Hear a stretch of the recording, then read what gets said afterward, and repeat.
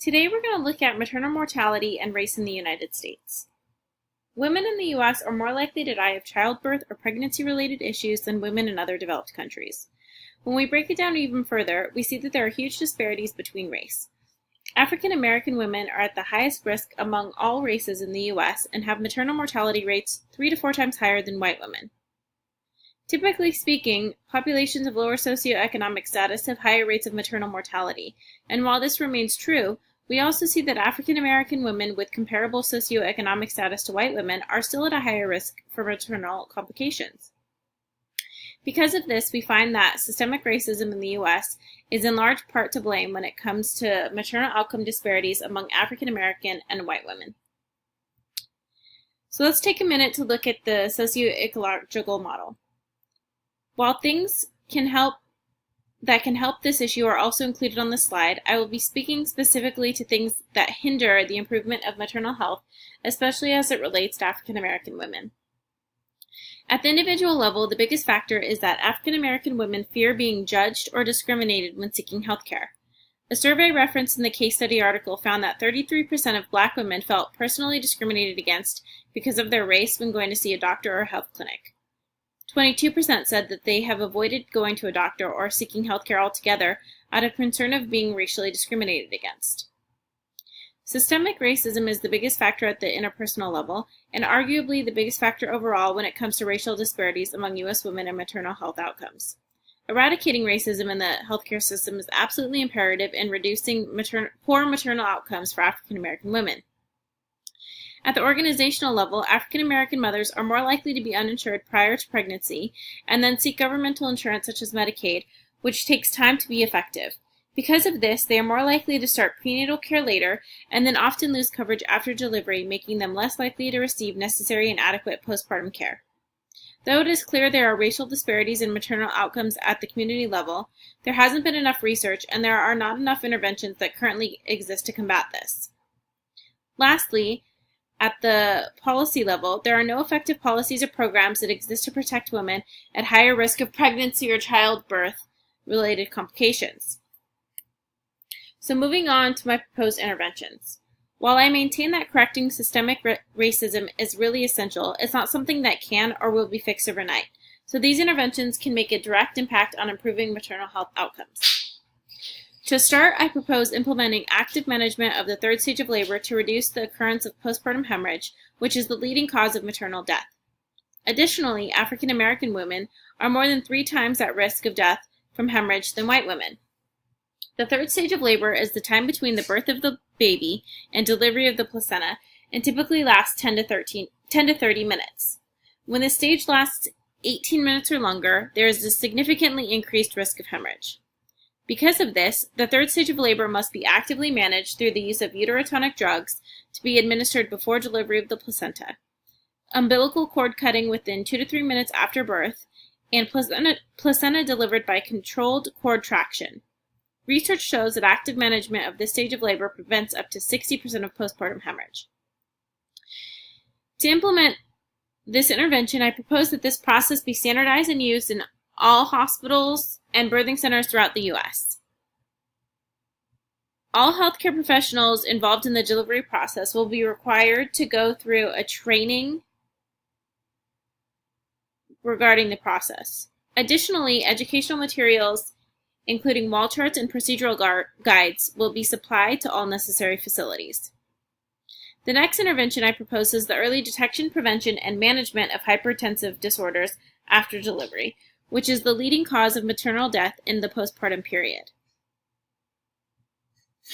In the case study presented, Shalyn Irving died 3 weeks after delivery due to complications of high blood pressure.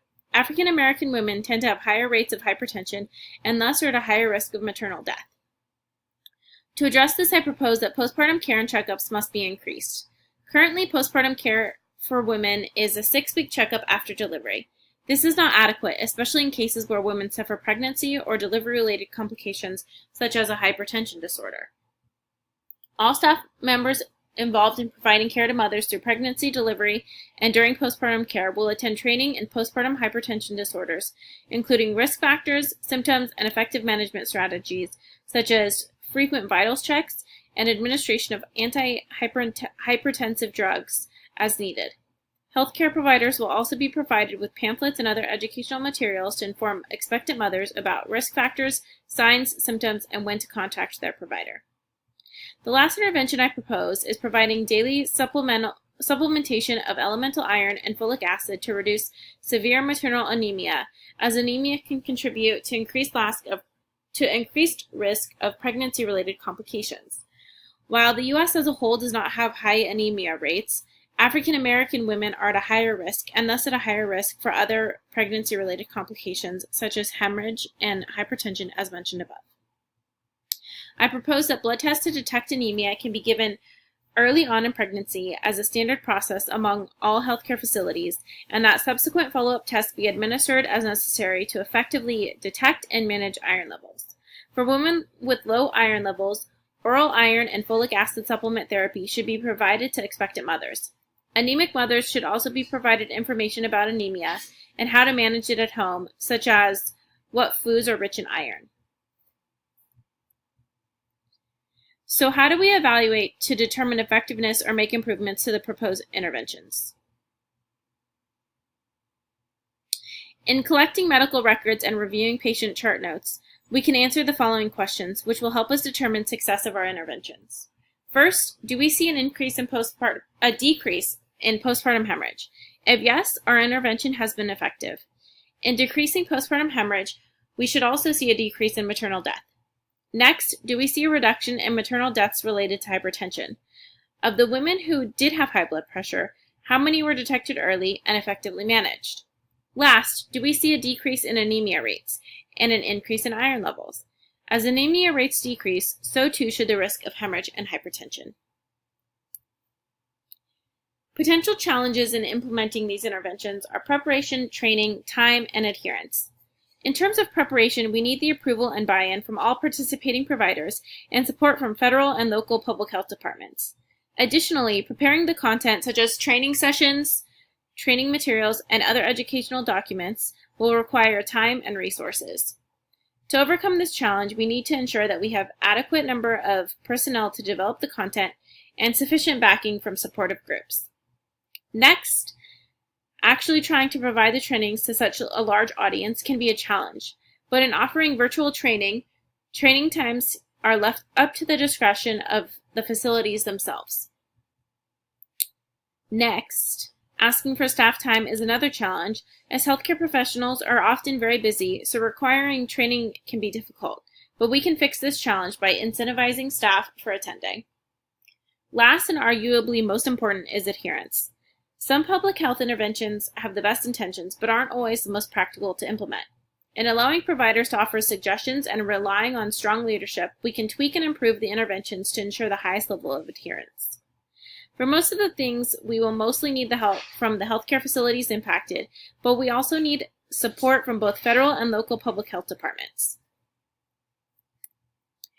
Lastly, we'll go over my logic model. For inputs, we have funding, training and development of educational materials, training staff, medical professionals' time, external support, and leadership to govern program adherence. Now looking at each intervention across, we see that first, if we actively manage the third stage of labor, then training and educational materials are used properly by medical professionals, uterotonic drugs are being administered to all women before delivery of the placenta, the umbilical cord is being cut within 2 to 3 minutes after birth. If all of these things occur, then we should see a decrease in postpartum hemorrhage and thus a decrease in maternal death in relation to the hemorrhage. Next, if hypertensive disorders are detected, prevented, and managed after delivery, then we should see an increase in postpartum care and checkup frequency. Medical professionals and expectant mothers will have received necessary training and educational materials and thus know signs, symptoms, and how to manage hypertension, and antihypertensive agents are being administered to mothers with high blood pressure before and after delivery. All of these outputs will lead to a reduction in postpartum maternal death due to hypertension.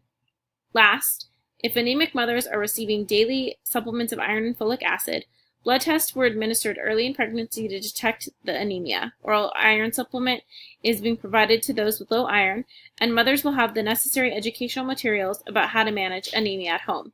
Ultimately, an increase in iron levels results in lower rates of anemia, which then decreases the risk of other pregnancy-related complications, such as hypertension and postpartum hemorrhage. In achieving positive outcomes on any of these three interventions, we improve maternal health by decreasing maternal mortality rates and minimizing this disparity between races. And next few slides are just my sources.